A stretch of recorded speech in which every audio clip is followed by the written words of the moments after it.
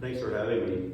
I can't speak on behalf of the entire Ottawa community tonight, but I can certainly speak on behalf of the 1,000+ emotional messages of gratitude, support, and concern I've received from parents, including those of handicapped students regarding safety, female Muslim students regarding private hijab removal, teachers that have asked to remain anonymous due to fear of consequence at their schools, female and male students, law enforcement, and human rights activists.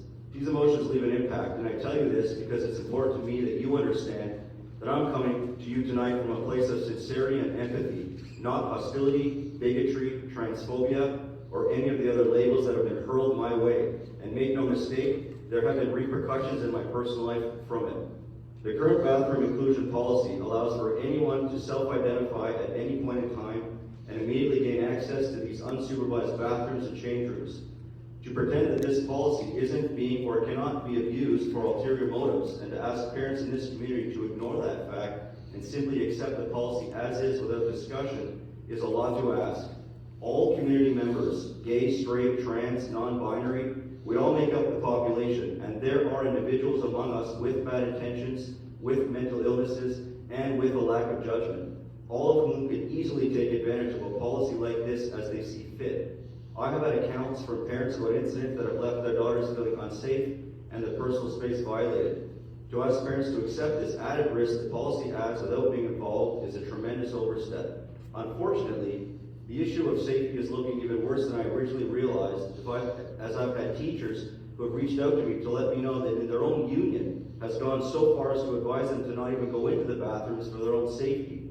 From drug deals being witnessed, underage sex, violence, intimidation, vaping. I'm told many students avoid even going to the bathroom out of fear. This has to end. Even custodians have complained that the few gender-neutral private bathrooms that we do have are the most vandalized and the most abused and the most graffiti. All of this, along with the ever-so-wise decision to remove police from the schools to assist in dealing with these issues, may have amplified the severity of bathroom safety. We now have an already unsafe environment being made worse by providing any male unsupervised access to female bathrooms for whatever purposes. Anyone with their shred of common sense can plainly see this is not about reversing trans rights to be included in society. It's about schools not being equipped to accommodate these rights fairly as outlined in the Ontario Human Rights Code, because it means choosing one group's rights over the rest of the population's rights and safety, and that is actually against the code. All students and families of students should feel physically and emotionally safe. If that sounds familiar to the board, it's because it's the first line written in your policy handbook.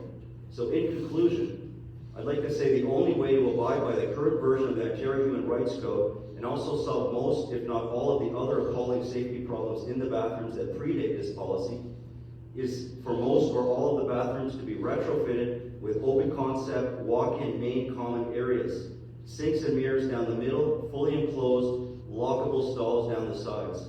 No more entry doors. Where an entry door is now, an opening can be installed. With this layout, even security cameras can be installed in the hallway facing an opening to monitor the common areas. This layout alleviates pretty much all of the concerns that any reasonable person may have. As a school board, you can advocate for this on behalf of your community to the province, and you can alleviate one of the most divisive, concerning, and sharp situations our school community has come across. I would encourage all parents in this community to write their trustee with their concerns or ideas, or better yet, book yourselves as a delegate, come up here and say your piece. There are more issues to deal with, and we have to get involved. After all, these are your children, and you pay for everything in this room. Thank you. I'm happy to take questions.